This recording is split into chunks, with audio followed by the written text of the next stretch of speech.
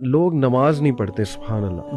They claim to know کہ یس وی لو اللہ, ہمیں پتہ ہے اللہ کون ہے, لیکن ہاؤ کم, مجھے نہیں سمجھ آتی. اگر میں اپنے آپ کو دیکھوں, ٹو بی آنیسٹ, میں جب نماز نہیں پڑھتا تھا میرے کانسیپٹس نہیں ٹھیک تھے. مجھے ایسا لگتا تھا کہ نماز شاید جو ایک دو ہی پڑھ لو بس کافی ہے, اللہ کا لو اتنا زیادہ ہے, انفائنائٹ ہے, اللہ معاف کر دے گا. مطلب میں اپنی بات کر رہا ہوں, بٹ اللہ نے ایک ریزن بتائی ہے, میں آپ کے سامنے وہ ریزن رکھتا ہوں. فلا صدق ولا صلی ولکن کذب وتولی. اللہ کہتے ہیں کہ مگر اس نے نہ سچ مانا اور نہ نماز پڑھی. میں سمجھتا ہوں کہ کہیں نہ کہیں جو نماز نہیں پڑھ رہا ہے نا, مجھے ایسا لگتا ہے کہیں نہ وہ اس کو شک ہے کہ پتہ نہیں اسلام ٹھیک ہے کہ نہیں ہے, یا اس کا فائدہ کیا ہے نماز کا. یہ بھی تو ایک شک ہو سکتا ہے نا, کیوں پڑھوں, اتنا ٹائم میں کیوں نکالوں. حالانکہ کیا ٹائم ہے, 15 منٹ پر نماز, 75 منٹ آؤٹ آف 40 منٹ. کیوں نہیں پڑھتے نماز, مجھے نہیں سمجھ آتی, مجھے بڑا دکھ ہوتا ہے. آپ نا تھوڑا غور کریں, تدبر کریں کہ آپ کو پیورلی اللہ کی ایک مدد, اللہ کی محبت, اللہ تعالیٰ کے ایسے انسٹنسز آپ کو نا اپنی لائف میں نظر آئیں گے کہ اللہ نے آپ کو بچایا ہے, نکالا ہے کسی چیز سے, کوئی سگنل بھیجا ہوا ہے,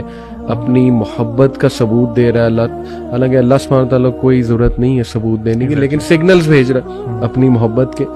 تو you have to write those things in the journal, and when you are very down تو ریڈ دیٹ.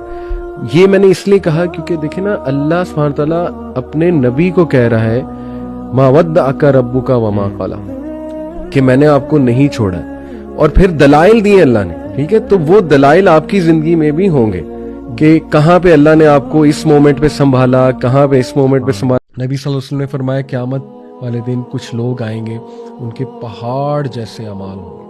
باقاعدہ ایک پہاڑ کا ذکر بھی ہے کہ اس پہاڑ کے جو نا, یا اس سائز کے پہاڑ کے ان کے نیک اعمال ہوں گے, اللہ تعالیٰ دھواں بنا کے اڑا دے گا. اور پھر بتایا جائے گا کہ یہ وہ لوگ تھے کہ جو تنہائی میں لوگوں کے سامنے خدا خوفی کرتے تھے, لیکن جب بھی ان کو تنہائی میں ٹائم ملتا تھا اللہ کی تمام حدود جو ہے وہ کراس کر جاتے تھے. اللہ معاف کرے. تو بچیں کہیں ہم اس چیز میں شامل نہ ہو جائیں, اس گروہ میں.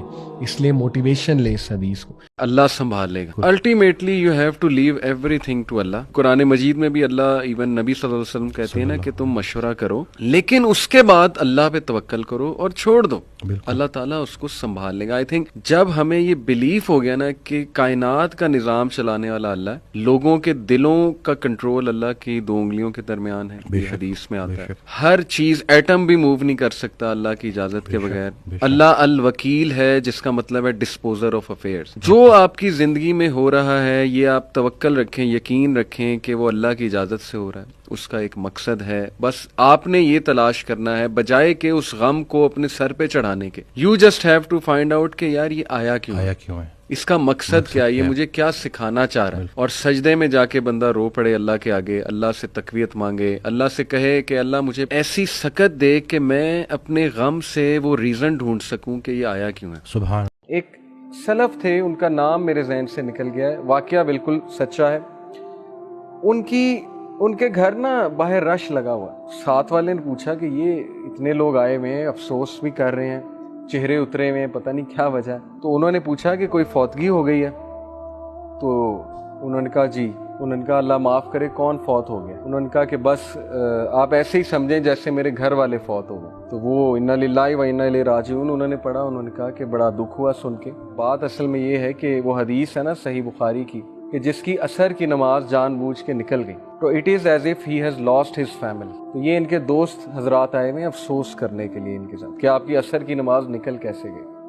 اب یہ ہمارے لیے عجیب واقعہ ہے, ایسا کہاں ہوتا ہے.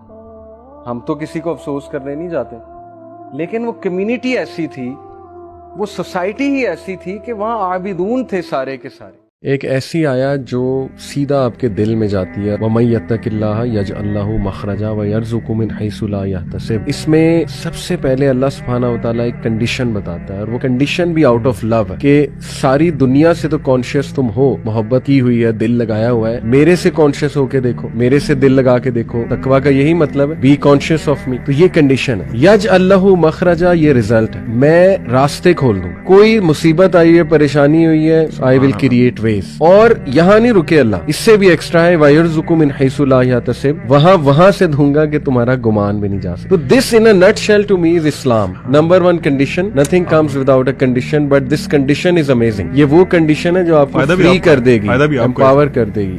That's the condition. اس کے بعد اس کنڈیشن کا ریزلٹ ہے ایک پرومس ہے, اور پرومس کے بعد ایکسٹرا بھی ہے کہ احسان کے لیول پہ جا کے اللہ سے زیادہ احسان کرنے والا کون ہے.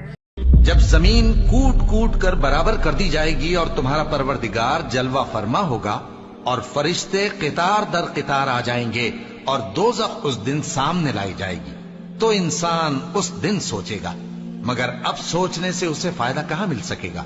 بیٹا, نماز کی پابندی رکھنا اور لوگوں کو اچھے کاموں کے کرنے کا مشورہ دیتے رہنا, بری باتوں سے منع کرتے رہنا, اور جو مصیبت تجھ پر واقع ہو اس پر صبر کرنا. بے شک یہ بڑی ہمت کے کام ہیں. اور تکبر کرتے ہوئے لوگوں کے سامنے گال نہ پھلانا اور زمین میں اکڑ کر نہ چلنا, اس لیے کہ اللہ کسی اترانے والے شیخی خورے کو پسند نہیں کرتا.